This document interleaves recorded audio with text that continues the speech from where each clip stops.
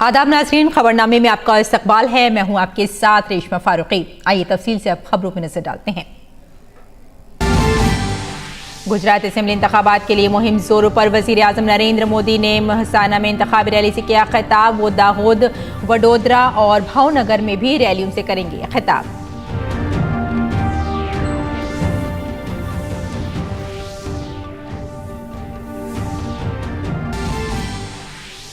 गुजरात में बीजेपी के senior leader Amit Shah की इंतखाबी रैलियां। कांग्रेस और आम आदमी पार्टी के रहनुमा भी इंतखाबी मुहिम में लगा रहे हैं पूरी ताकत।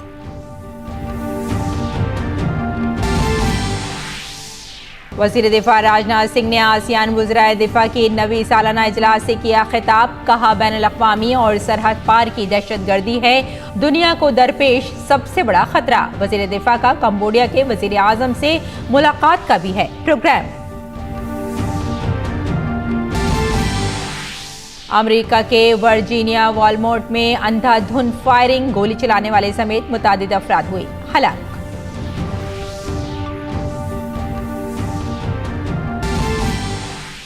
इंडोनेशिया के जजीरे जावा में ज़लज़ले से मरने वालों की तादाद बढ़कर हुई 268। राहत और बचाव काम बड़े पैमाने पर जारी। इमदादी कारकुन मलबे में दबे लोगों को बचाने की कोशिशों में मसरूफ। सदर ने तबाही वाले इलाकों का किया दौरा।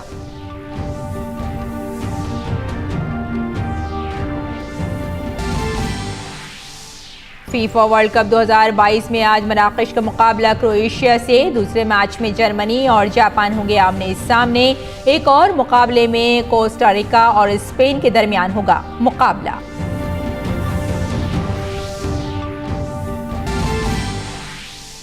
और आज 53वें भारत बैनुल-अक़वामी फिल्मी मेले का चौथा दिन। किडा कार्लोस सोरा की 7वें दिन की फिल्मों की नुमाइश। बहुत से रेड कारपेट प्रीमियर्स देखने को मिलेंगे। अदाकार अनुपम खेर स्क्रीन और थिएटर के लिए मास्टर क्लास ऑन परफॉर्म करते हुए आएंगे नजर।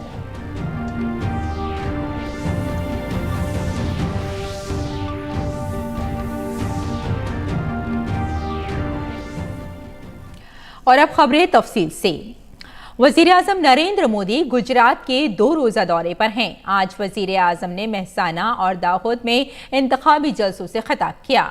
अवामी जलसे से खिताब करते हुए वजीर आजम नरेंद्र मोदी ने कांग्रेस को हदफ़े तनक़ीद बनाया। वजीर आजम ने कहा कि कांग्रेस ने गुजरात और पूरे मुल्क को बर्बाद कर दिया है।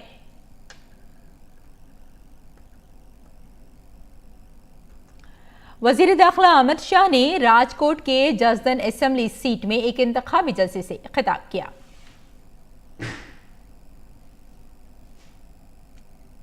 वजीर दाखिला अमित शाह ने सुरेंद्रनगर में भी एक अवामी जलसे से खिताब किया और बीजेपी को वोट देने की अपील की।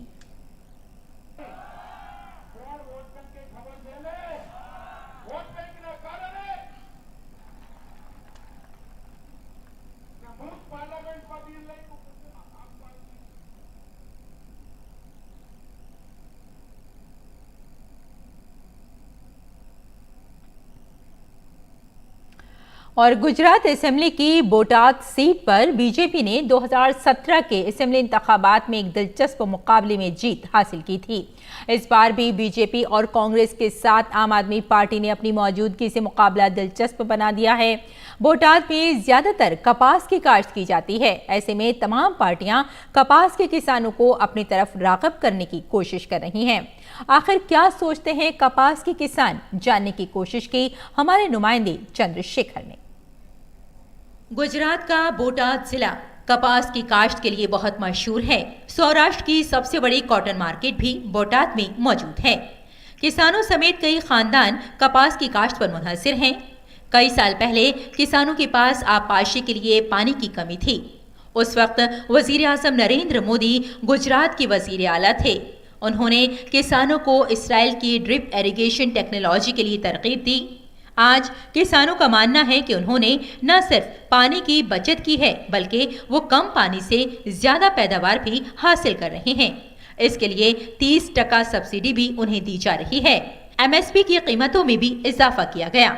એમાં 1 કલાક પાણી હાલે તોય તે આપણે બિયારણ બચી જાય, ઉનાળામાં આપણે વાવી શકીએ, ઓછું પાણી હોય તોય તે બધું बीज આપણું ફેલ ન થાય। આ એમએસપી બઢાઈમાં ફાયદા हुआ, 2 गुणा हुआ, પહેલા 1 ગણા હતા, એના 1000 હતા, અત્યારે 2000 આસપાસ કપાનો ભાવ છે। સરકારે જે કામ એમએસપી વધારવાનું કર્યું છે એ ધન્યવાદને પાત્ર જ છે અને ખેડૂતને સારું પણ છે અને ખેડૂત બધા મત આપશે પણ ખરા। बीजेपी किसानों के लिए बिजली पानी की फराहमी के साथ साथ किसानों से मुतालिक दीगर स्कीमों का वादा कर रही है। बीजेपी अपने काम के जोर पर जीत का दावा भी कर रही है। सबसे ज़्यादा गुजरात में सबसे ज़्यादा जो काम हुआ है एग्रीकल्चर के अंदर ड्रिप इरिगेशन का, स्प्रिंकलर सिस्टम का, तो ये हमारे बोटाद डिस्ट्रिक्ट में हुआ है। सेकंड स्टेज में बोटाद है। और जो लोगों तो सोनी योजना का पानी है वो निरंतर हमारे यहाँ से पूरा 3-4 विधानसभा में वो पाइपलाइन प्रसार हुआ है। इस हिसाब से पूरे का पूरा जो डैम भरा हुआ है समग्र गुजरात के अंदर, मेरे हिसाब से 115 डैम के अंदर सोनी योजना का पानी आ रहा है। वहीं दूसरी तरफ आम आदमी पार्टी मुफ्त बिजली और पानी देने की भी बात कर रही है, तो वहीं दूसरी जानिब कांग्रेस के रियासती तर्जुमान और बटोत के उम्मीदवार मनहर पटेल बीजेपी को किसान मुखालिफ होने का निशाना बना रहे हैं। एक पण गामडું પાછળથી તમે ગામડાનો સર્વે કરશો તો ખ્યાલ આવશે। કાનિયાટેક નામની એક લાઈન પસાર થાય છે। તમામ ગામડાઓ ખાખુઈ છે, દીભણિયા છે, આગળનું નાગલપર છે, દેરાળા છે, આ તમામ ગામડાઓ પાણીથી ખેડૂતો વંચિત છે। ખેડૂતને ન પાણી આપે, ન વીજળી આપે, ન પાક વીમો આપે કે ન આપતકાલીન પરિસ્થિતિની અંદર પાક વીમાની પરિસ્થિતિમાં પણ ખેડૂત સામે આ સરકાર ઊભી રહી નથી। गुज़िश्ता असेंबली इंतखाबात में कांग्रेस को सीटों के बहुत कम फर्क से शिकस्त हुई थी। ऐसे में इस बार भी मुकाबला दोनों पार्टियों की साख का सवाल बन गया है। बोटाद समेत सौराष्ट्र में कपास और मूंगफली की काश्त करने वाले किसान वोटरों की एक बड़ी तादाद है, इसलिए कोई भी पार्टी किसानों के मसाइल को नजरअंदाज करके इलेक्शन में जीत का दावा नहीं कर सकती। अब ये देखना होगा कि 1 तारीख को जब यहाँ पर मतदान होगा तो किसानों के मन की बात वो 1 तारीख को अपने मतदान जब करने जाएंगे तब उसमें दर्ज करेंगे। और देखना यह है कि इस बार किसान किसको बोटाद से विजय बनाते हैं, क्योंकि कांग्रेस को 27 साल तक यहाँ पर सीट जीतने के लिए वेट करना पड़ा है और बीजेपी लगातार यहाँ पर सत्ता में काबिज होती आई है। अपने सहयोगी एसवी पटेल और कैमरामैन ओपी के साथ चंद्रशेखर, डीडी न्यूज़, बोटाद। और वजीर दिफा राजनाथ सिंह कंबोडिया के दौरे पर हैं। वजीर दिफा ने आज आसियान ममालिक के वज़राए दिफा से खिताब किया। इस दौरान राजनाथ सिंह दिफाई ताउन के मामलों और बाहमी मफादात के रवाबित को मजीद मजबूत करने के तरीक़ों पर तबादला ख्याल भी उन्होंने किया। वज़ीर दिफा ने अपने खिताब में दहशतगर्दी को इंसानियत के लिए सबसे बड़ा खतरा करार दिया। भारत और कंबोडिया भारत आसियान ताल्लुकात के 30 साल मुकम्मल होने पर भारत आसियान वज़राए दिफा की पहली मीटिंग की मुश्तरका सदारत कर रहे हैं। भारत 1992 में आसियान का डायलॉग पार्टनर बना और ADMM+ का इफ्तिताह और 12 अक्टूबर 2010 को हनोई वियतनाम में हुआ। 2017 से ADMM+ वज़रा की सालाना मीटिंग आसियान और प्लस ममालिक के दरमियान बातचीत और ताउन को आगे बढ़ाने के लिए होती रही है।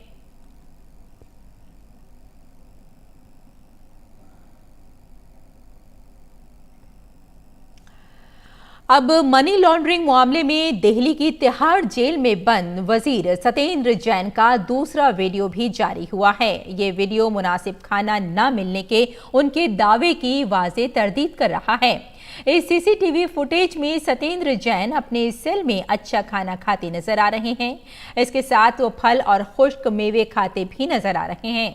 तिहाड़ जेल के जराये ने बताया कि जेल में क़याम के दौरान सत्येंद्र जैन का वजन 8 किलो बढ़ गया है, जबकि उनके वकील ने दावा किया था कि वजन 28 किलोग्राम कम हो गया है।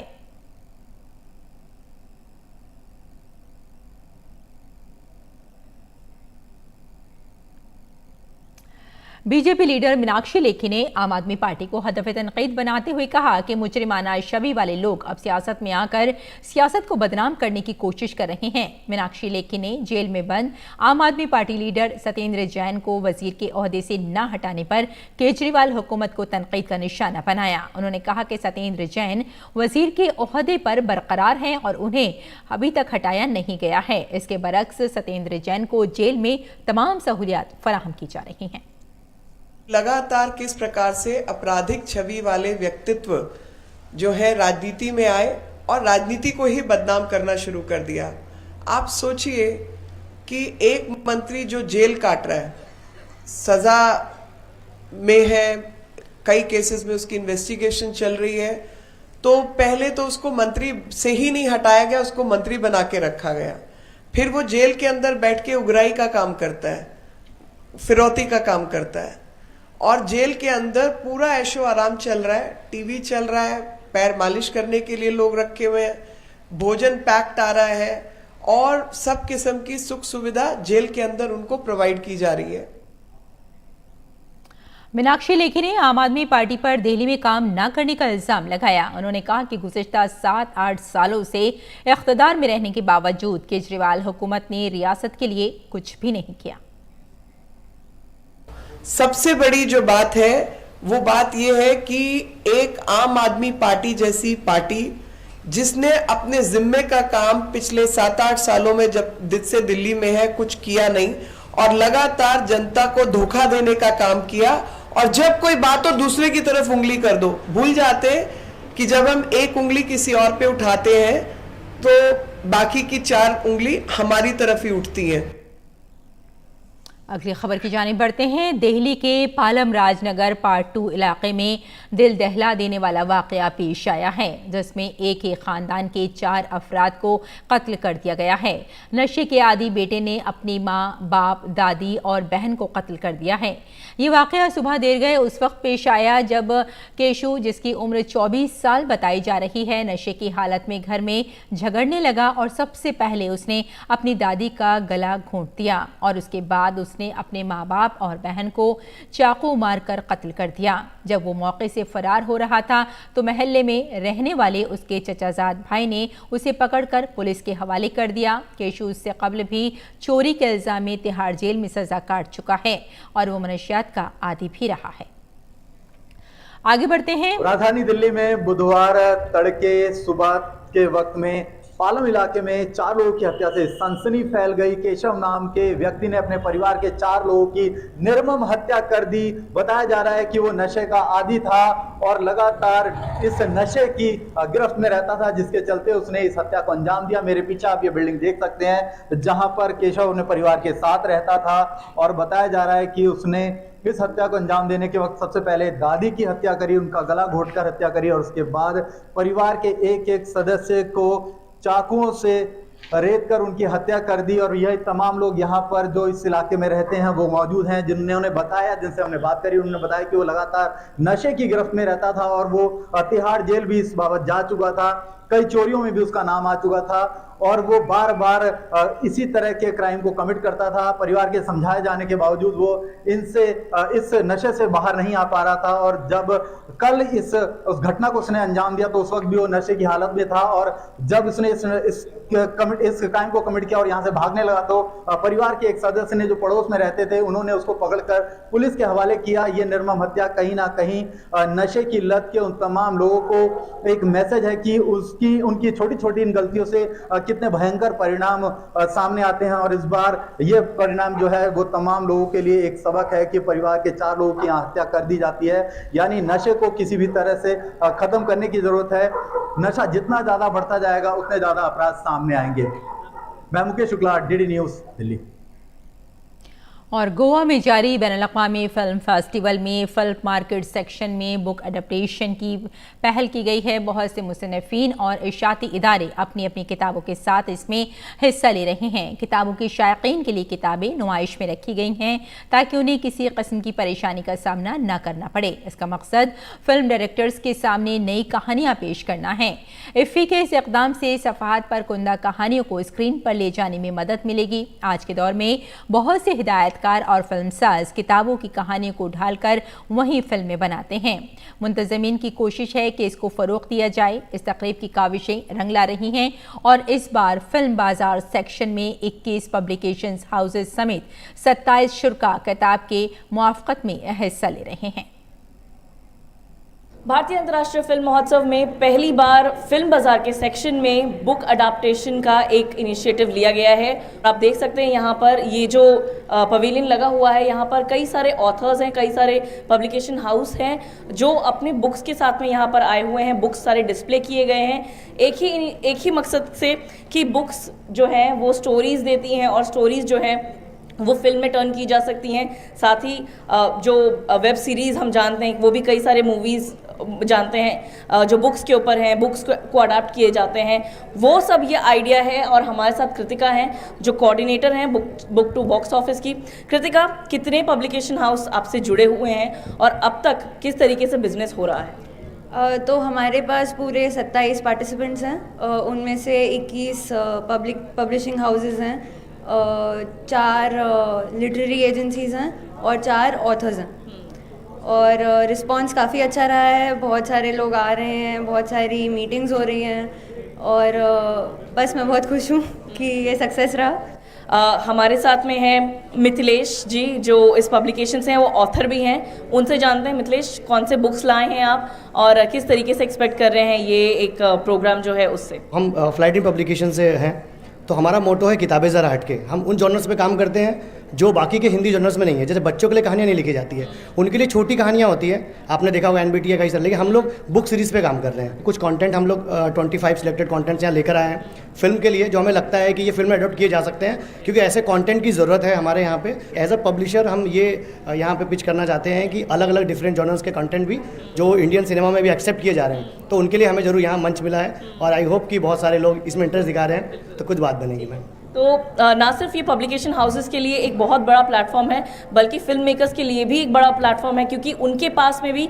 एक ये पूरी तरीके से बैंक है स्टोरीज़ का, क्योंकि यहाँ से आप फ्रेश स्टोरीज़ ले सकते हैं और अच्छी फिल्में बना सकते हैं। कैमरा पर्सन अश्लेषा के साथ शामा मिश्रा, DD न्यूज़, पणजी, गोवा। और इंडिया के बैनुल-अक़वामी तिजारती मेले में कई मसनूआत लोगों की तवज्जो का मरकज़ बन रही हैं, जिनमें गाय के गोबर से बनी मसनूआत को भी मेले में खूब पसंद किया जा रहा है। सिक्किम का 27,000 रुपये फ़ी किलो का शहद भी मेले में तवज्जो का मरकज़ बना हुआ है। दिल्ली के प्रगति मैदान में जारी 43वें इंडिया इंटरनेशनल ट्रेड फेयर में मध्य प्रदेश के पंडाल में गाय के गोबर से बनी ये चीजें हैं जिन्हें मेले में काफी पसंद किया जा रहा है। इंदौर म्युनिसिपल कॉर्पोरेशन की जानिब से दीनदयाल उपाध्याय अंत्योदय योजना नेशनल अर्बन आजीविका मिशन के तहत एकता सेल्फ हेल्प ग्रुप की तरफ से खवातीन के हाथों से बनाए गए गाय के गोबर के नमूने मेले में सभी को अपनी तरफ माइल कर रहे हैं। हम लोग देसी गाय के गोबर के आर्टिकल लेके आए हुए हैं और लोगों को बहुत पसंद आ रहा है और सबको आश्चर्य लग रहा है कि देसी गाय के गोबर से भी आर्टिकल बन सकते हैं। मतलब वो पूरी प्रोसेस पूछ रहे हैं हम लोगों को, बच्चों से यंगस्टर भी बहुत पसंद कर रहे हैं, वो बहुत अच्छी बात है। सिक्किम के डॉक्टर क्रिस्टोफर कार्की भी बैनुल-अक़वामी तिजारती मेले में 27,000 रुपए का शहद लेकर आए हैं। उनका दावा है कि ये शहद कई बीमारियों के इलाज में मददगार साबित होता है। 27,000 पर किलो का जो हनी है इसको मेलिपोना हनी बोलते हैं। मैक्सिको से इसको माइग्रेट करके लाए हैं इंडिया में, और इंडिया में किसी का पास नहीं है, हम लोग का पास आके लाए हैं। और इस हनी से आपको डायबिटीज़ हो, कैंसर हो और कोई प्रकार का भी घाव हो या पाइल्स हो, आर्थराइटिस हो, ये सारा का ट्रीटमेंट कर सकते हैं। मेले में एक से बढ़कर एक कंपनियां देखी जा सकती हैं। कई कंपनियों ने अपने स्टॉल्स को भी खूबसूरती से सजाया है। कुछ ने अपने अंदर दही माहौल की झलक भी दिखाई है, जिसकी वजह से वो मेले में आने वालों को अपनी तरफ मुतवज्जे कर रही हैं। लोकल फॉर लोकल हमें अब 40 साल हो गए, जैसे आपको पता है हमारी कंपनी को 40-50 साल। तो आगे डायरेक्शन यही है कैसे Tier 2, Tier 3 सिटीज़ को हम कवर करें और रूरल तक अपनी रीच और बढ़ाएं हर साल। विलेज से रिलेटेड हम सारे प्रोडक्ट्स लाएंगे, हैंडमेड बाय विलेजर्स। हमने अपनी प्रॉपर, आप देखो ना, अर्बन जैसे आप मिट्टी के घर होते हैं आपके, जैसे आप जाते हैं, हमारी पूरी अर्बन थीम है, मतलब विलेज वाली थीम रखी है। तिजारती मेले में हर किस्म की मसनूआत देखी जा सकती हैं। नुमाइश कुनंदगान पुरकशिश रियायतें भी पेश कर रही हैं, जिसमें मेहमानों को राग़िब करने के लिए एक प्रोडक्ट पर एक मुफ्त प्रोडक्ट हासिल करें। अभी तो हम जितने भी प्रोडक्ट हैं उसमें 1+1 की स्कीम दे रहे हैं और कस्टमर का अच्छा हम लोगों को रेस्पॉन्स मिल रहा है। लेकिन मोर ओवर कॉस्मेटिक्स को एक हॉल दिया गया है, तो यहाँ जो 12 नंबर है उसमें सारा कॉस्मेटिक्स है।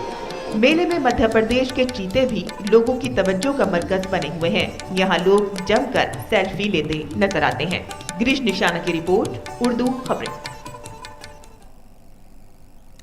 भारत ने फार्मा सेक्टर में बेमिसाल कामयाबी हासिल की है। भारत की फार्मा मसनूआत की बरामदात अप्रैल ता अक्टूबर 2022 में 2013 की इसी मुद्दत के मुकाबले में 138% का इजाफा हुआ है। इसकी इत्तला मरकजी वजीर सेहत मनसुख मांडविया ने ट्वीट करके दी।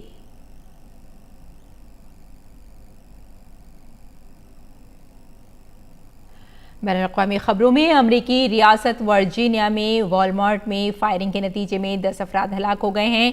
शूटर वर्जीनिया के चेसापेक में पुलिस के साथ फायरिंग के तबादले में मारा गया। वॉलमार्ट और चेसापेक पुलिस ने कहा कि मरने वालों और जख्मियों की तादाद बढ़ सकती है। पुलिस ने तहकीकात के दौरान लोगों से वॉलमार्ट स्टोर से दूर रहने की दरख्वास्त की है। पुलिस ने इलाके की नाकाबंदी भी कर दी है। इंडोनेशिया के जजीरे जावा में आने वाले ज़लज़ले से हलाकतों की तादाद 268 हो गई है। हुकाम ने बताया कि इसमें 1000 से ज़ायद अफराद ज़ख्मी हुए हैं। वहाँ की नेशनल डिज़ास्टर मिटिगेशन एजेंसी ने कहा कि 151 लोग अब भी लापता हैं। एजेंसी ने कहा कि खित्ते में 22,000 मकानात को नुकसान पहुँचा है। अमरीकी जियोलॉजिकल सर्वे के आदतुशुमार के मुताबिक 5.6 शिद्दत के ज़लज़ले का मरकज़ मगरबी जावा के शहर सियांजोर में 10 किलोमीटर की गहराई में था। ज़लज़ले से मुतासिर इलाका गुंजान आबादी वाला है और वहाँ लैंड स्लाइडिंग का भी खतरा रहता है। इमदादी कारकुन इमारतों के मलबे में दबे लोगों की तलाश और उन्हें निकालने की कोशिश कर रहे हैं। इंडोनेशिया के सदर जोको विडोडो ने मंगल को सियांजोर का दौरा किया और हुकूमत की तरफ से लोगों की मदद की यकीन दहानी कराई। यूक्रेन के वजीर खारजा दिमित्रो कोलेबिया ने रूस पर मजीद पाबंदियां लगाने की अपील की है। उन्होंने मंगल को कहा कि रूस की नई मिसाइलें बनाने वाली सलाहियत को तबाह किया जाना चाहिए ताकि रूस यूक्रेनी शहरों, उसके तवानाई के सिस्टम और शहरियों पर हमला न कर सकें। यूक्रेन की तवानाई के बुनियादी ढांचों पर रूसी हमलों के सबब बड़ा नुकसान हुआ है। इन हमलों की वजह से यूक्रेन के शहरियों को कम अज कम मार्च के आखिर तक बिजली की तखफीफ का सामना करना पड़ सकता है।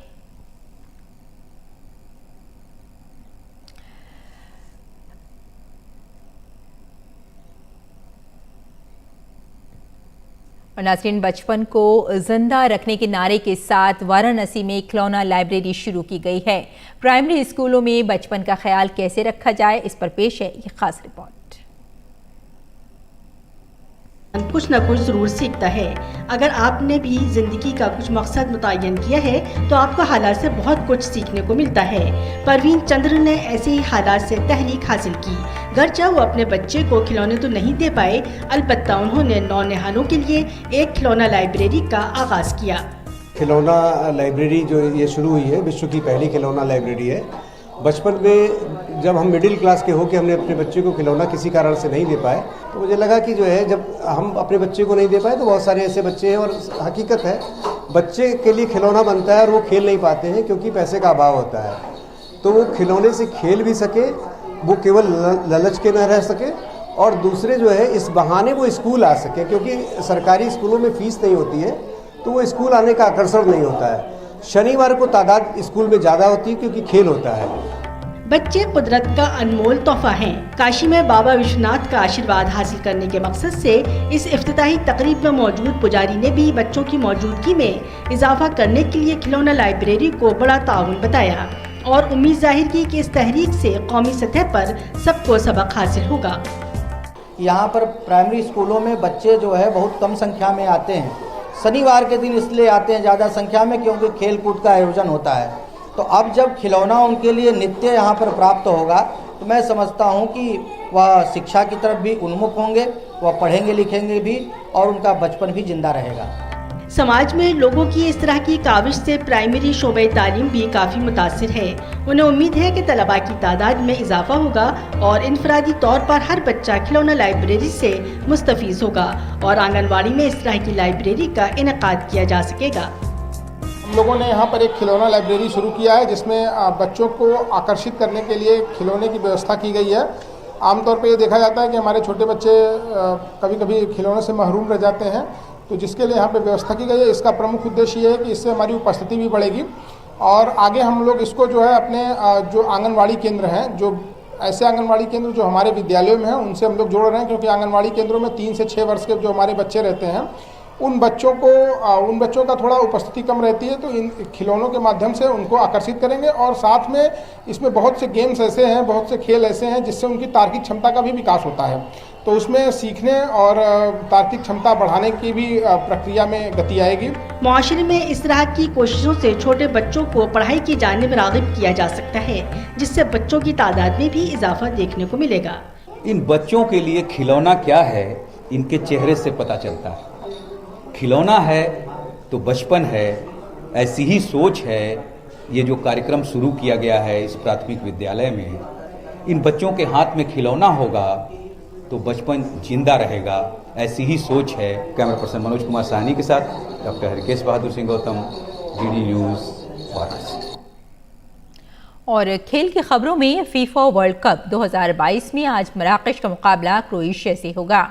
दूसरे मैच में जर्मनी और जापान आमने सामने होंगे। एक और मुकाबले में कोस्टारिका और स्पेन के दरमियान मुकाबला होगा। इससे कबल दिफाई चैंपियन फ्रांस ने फीफा वर्ल्ड कप 2022 में अपने पहले ग्रुप मरहले के मैच में फतह के साथ अपनी मुहिम का आगाज किया। मंगल की रात देर गए हुए इस मुकाबले में फ्रांस ने ऑस्ट्रेलिया को 4-1 से शिकस्त दी। नाज़रीन, मारूफ गुलकारा गीता दत्त का आज यौम पैदाइश है। गीता दत्त मशहूर प्लेबैक सिंगर और हिंदी और बंगाली क्लासिकी फनकारा थीं। हिंदी सिनेमा में प्लेबैक सिंगर के तौर पर उन्हें खास अहमियत भी हासिल है। उन्हें हिंदी फिल्मों में अब तक की बेहतरीन प्लेबैक गुलकाराओं में से एक समझा जाता है। आप उनके नगमों से महसूस हों और हमें यही इजाजत दें। आदाब।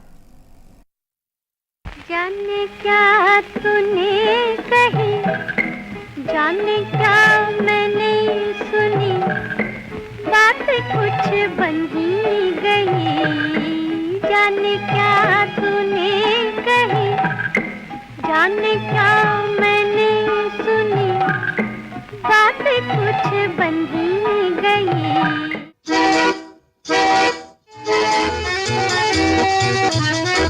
बाबूजी धीरे चलना, कार में जरा संभलना। हाँ, बड़े धोखे हैं इस राह में। गाते हो गीत क्यों, दिल पे क्यों हाथ है, खोए हो किसलिए, ऐसी क्या बात है। ये हाल कब से तुम्हारा हो गया, आँखों ही आँखों में इशारा हो गया, बैठे बैठे दिन का सहारा हो गया।